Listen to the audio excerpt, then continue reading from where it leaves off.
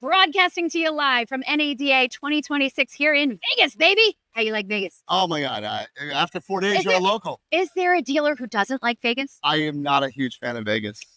Wait, we're going to talk more about that. We're at booth 3901W. So if you are near here, or even if you're not, come on by, say hi. We'd love to talk to you. For right now, we're going to spend a few minutes with Tim Pohanka. He's what I like to call a high-up muckety-muck over at a beautiful dealership, Pohanka. So, hi, thank you so much for being here. Thank you for what a great title. I may put muckety muck on my business cards now. If I wasn't a CMO, I would like to also be known as the director of fun and games. Well, which is fine. I mean, director of fun. I like that. That works always. It's always the title I wanted and the title I never got. Yeah. But I'm so glad you're here. Thank you. I'm glad to be here. I'm in my blue. He got the clothing recommendations here, and not only that, you can't see him, but his shoes match too. Shoes match the shirt. Blue shoes. I need to send me the link for those. Oh, you got to show up for your team, right? Thank you. I got a little blue there. Such an amazing dealer client partner. We really, really appreciate it. But let's talk about a little bit what's going on the dealer side. I don't get an opportunity to talk to many dealers on air. And so what I'd like to know is some of the things that you're doing at Pohanka that maybe other dealers might be able to glean some information, some help, some nugget that will help them be more successful as well. Because, rising tide lifts all boats. I mean, the first thing I would say is you said the word partner. And I think that's an important distinction to make. You can have vendors, you can have partners. And the second that you start to look at strategic partnerships, that changes a lot of the things that can happen in your dealership. When you bring people in as a partner, you are more likely to get better results. You're more engaged. So that would be the first thing is I would want to say, start to look at things a little differently. When you look at an expense, is it an expense or is it a strategic investment? Are they your partner or are they your vendor? So I think I would go with the word partner. What is your definition of between a partner and a vendor? So I from the outside looking in, I would think it's somebody who hears your goals, understands your goals, and helps you make a plan to get from point A to point B. I think that's together. That is it. I mean, and that's an area where dealer process has always been a partner. Thank you. And we celebrate that. We include dealer process in all of our meetings that we have, our high up meetings with our team. We just came out of a meeting that had all of our team, including our technicians. And, you've got your team there listening to the goals that the service department has, listening to the goals that the sales department has, that the finance department has. How can your suite of products help my team achieve their goals? That's, I think, what a partner does. And I think the other thing the partner does is they bring those nuggets that they find elsewhere and say, have you thought of? And that is a big difference between having partners or having vendors. Vendors are just people you pay. Thank you. See you later. Bye. Partners engage with you. And that's our responsibility to do the same thing in return. It can't be a one-way street. So that would be the first thing is rethink your strategy. Do you have partners or vendors? I'm going to try not to cry because that was so beautiful. Oh, well, thank you. Please continue, Mr. Pohanka. And the other thing is it's concentrate on fixed ops. Fixed ops. Yeah, I think. Now you're the first person to bring up fixed ops today. Or at all. I think I love fixed ops, by the way. I think it's the way to get better retention of customers. It's a way it's not just sell them one car and let them leave. It's have them buy more cars from you, Well, it's less expensive to retain a customer than to find a new customer. Yes. You are more likely to get a customer out of service to buy a car from you anyway. And fixed ops is that area that doesn't get hit by seasonality. Like we have in the car business, like, all these ups and downs. You have a little bit of the bread and butter part. You have a little bit of seasonality, but you don't have these big swings. Yeah. So if you can get a good fixed ops department working, parts, service, detail, you gain an advantage over other people who don't worry, to your point, they only worry about the sale. They don't worry about worry about everything else. So how? Where's the how is let's stop talking about theory. What are you doing at your dealership to make your fixed ops department sing? Oh, well, it goes back to partners. Okay. You have to have strategic partners that help your team grow.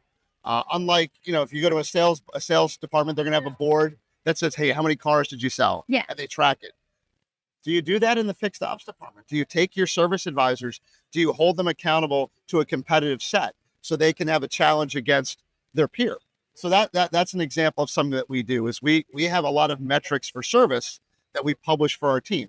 Where are you on alignment penetration? Where are you on brake penetration? Where are you on tire penetration?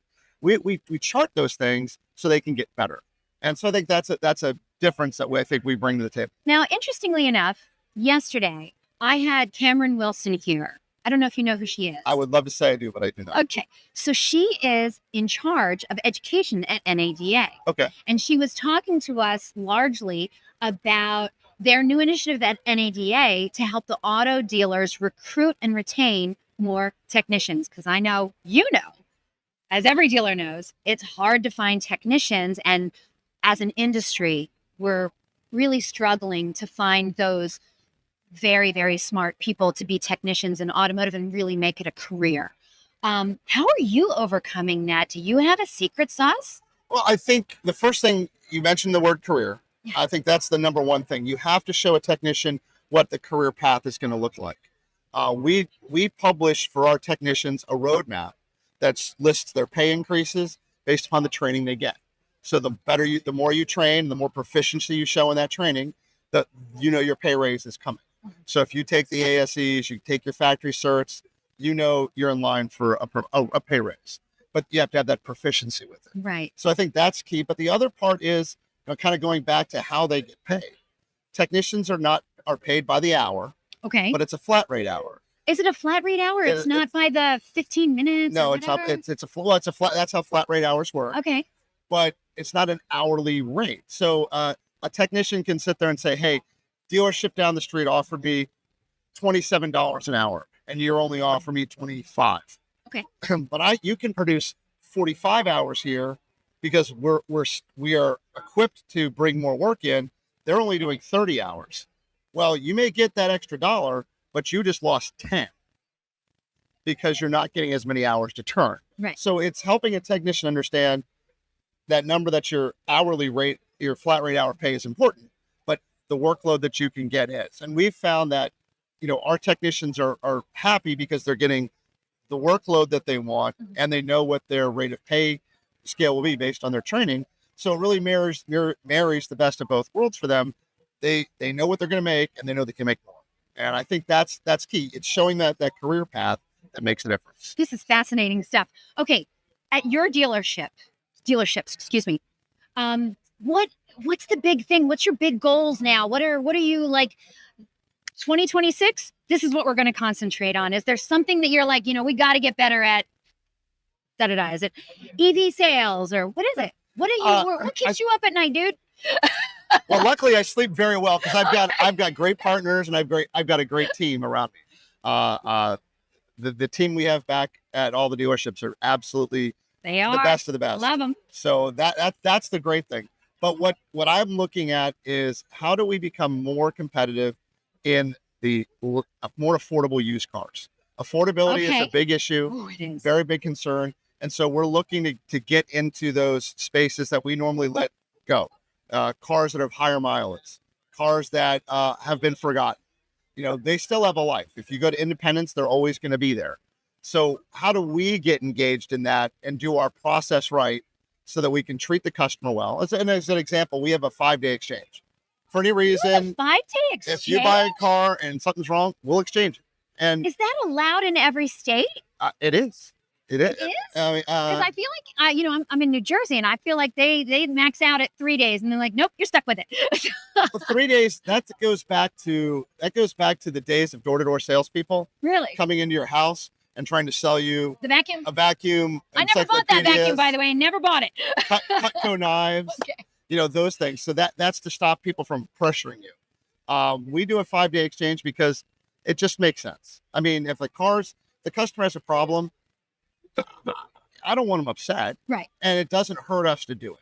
So, and these are small things that we do that I think everybody does. They don't want to admit they do, but they should, because if it's part of your SOP, why not talk about it? Why not be excited? We had a customer come in the other day and he was giving us a million reasons why he didn't like his car. Okay. And he wanted us to take it back.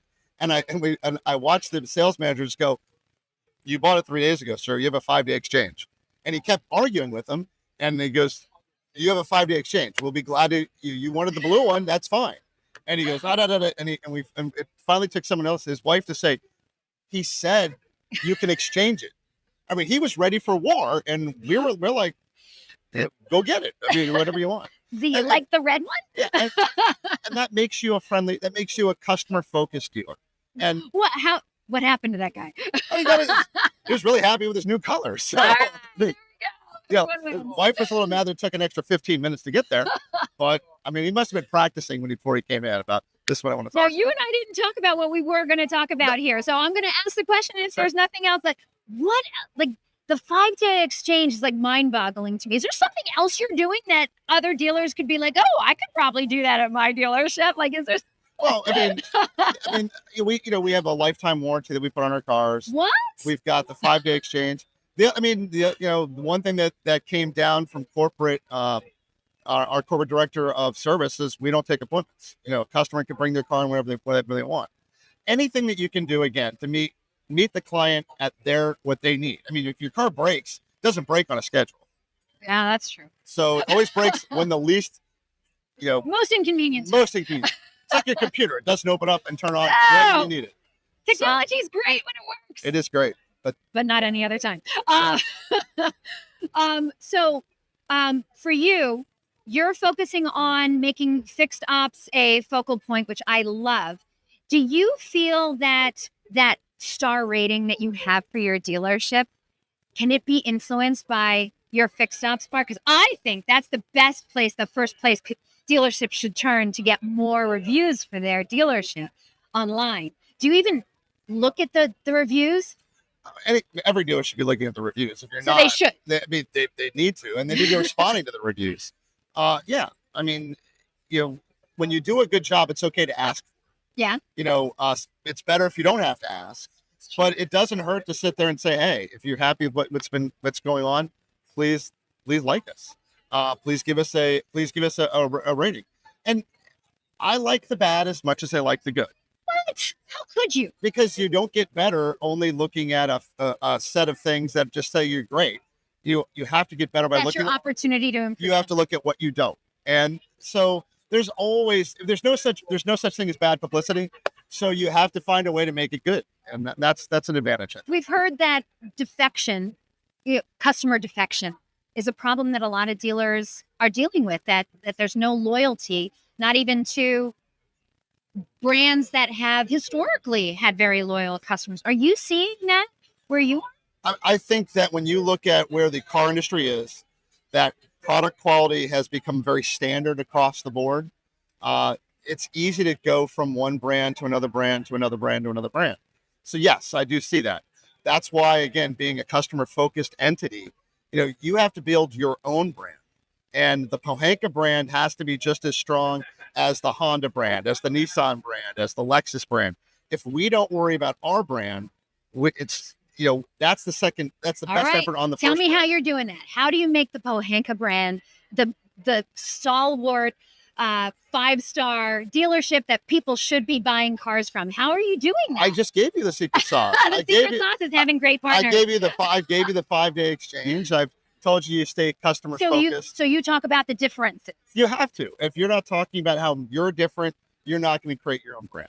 And a lot of OEMs, and I'm sorry to say this to them, they want you to be one brand, their brand. And that's not how local things work. If you're in a locality that you do something special in that locality, yeah, that's what makes you different. And that difference is important. People will, I like the phrase when they go, well, I bought a Ford last time, I'll never buy a Ford again. That's because you bought a Ford. You didn't buy it from that dealer. If you buy it from that dealer, you'll be like, okay, I want to give him a chance. I want to give him a shot. I want to give him it happen again. Yeah. But I think the other part is making sure that everyone realizes that what happens at Pohanka happens for them. So that's important. But I will say this. We did something very different. Do tell. We actually started a program. We did a TV show last year. You did? We did. We did a TV show to prove the durability of Nissan. Nissan CVT had a bad reputation. Okay. So me and 3 other dealers bought used Nissans over 150,000 miles, drove them in the American West over roads no one was supposed to do, and to see if we could break these transmissions. 150 hours of video, 7 episodes on YouTube. Nothing broke. I did not know about this. This is fascinating. So we did that, and now we're getting ready to do our season 2. And again, that's another way. Is it going to be on Nissan again? Or are you picking a different car? This is actually on a different. Now we're doing German cars. Oh. So we're going to test the myth whether German cars have problems at 100,000 miles. They start to have. Are you problems. you're one of the drivers, or you're just standing there with I the am microphone one of the looking cute? drivers. No, I am one of the drivers. But it's called the Tour to Tour. Okay. And it was done so we did such a great job, and I didn't know it was that good, that a streaming service saw it and they wanted to put it on their streaming channel. And then we got a production crew that saw what we did. And have you ever heard of Top Gear? Or yes, of course. We have members from the Top Gear crew coming to film with us. That's fantastic. When are you filming? April. So one season's done. Same location? You're going to take it? We're actually going to do this in the American South. So we're going to hit. It's a Bavarian safari. So we're taking German cars. If you've never heard of Helen, Georgia, the whole town looks like it's in Germany. So we're starting there, and we're going to end in a town called Little Switzerland. So a very Bavarian journey indeed. So very interesting. So that's another differentiator. That is fantastic. Yeah. All right. Anything else you got going on? Not every dealer can go out there and do a television show. Well, but what they can do is they can storytelling. They can do storytelling marketing, and it goes back to what I said. If you have a story to tell, you need to get it out there. If you do the 5-day exchange, if you have technicians that have been there for how many years? Yeah. You have to get your brand, your story out there. Okay. And the ability to do that, it can be with good partners, again, that you have. We've got great media partners that help us. We've got great partners for websites. I mean, it all comes together. Again, you got to look for your partners. Look for those partners. Okay. So it could be the answer.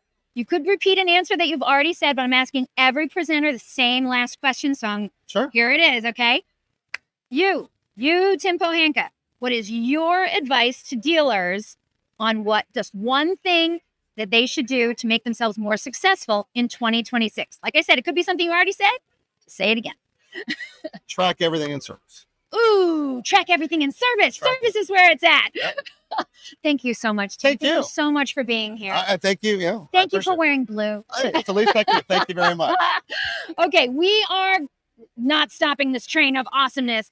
Tim Pohanka is wandering around the Las Vegas Expo Hall. So if you're here, go find him. He's easy to find. He's Blue shoes, blue shirt. He's the only one. So love to talk to you. Thank you so much. We're going to do this again, by the way.